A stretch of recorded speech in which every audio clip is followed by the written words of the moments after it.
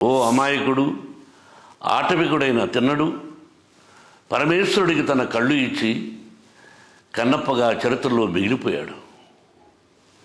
మన ఆకలి తెలుసుకుని అమ్మ ఆకలి తీరుస్తుంది. మనకి ఏది కావాలంటే అది శక్తికి మించి అమ్మా నాన్నలు మనకిస్తారు. నా దృష్టిలో మా అమ్మా నాన్నలు కన్నప్పలు. మా అమ్మ పేరు లక్ష్మమ్మ.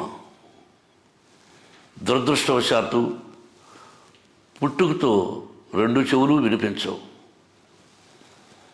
ఆ మహాతల్లికి పరమేశ్వరుడు 5 మంది సంతానాన్ని ఇచ్చాడు.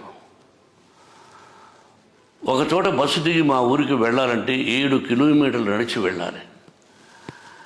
ఆ దారి కూడా అంతంత మాత్రమే. చెవులు వినిపించని నా తల్లి 5 మంది బిడ్డల్ని మోసుకుని మా ఊరికి వెళ్ళేదంటే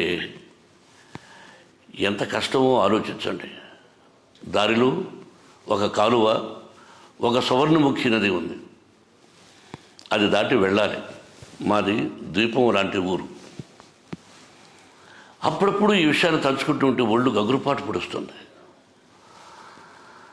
నా కంఠాన్ని అందరూ మెచ్చుకుంటూ ఉంటే ఈ మాటలు నా తల్లికి వినిపించుంటే ఎంత బాగుండేది పరమేశ్వర అని అప్పుడప్పుడు బాధపడుతూ ఉంటాను.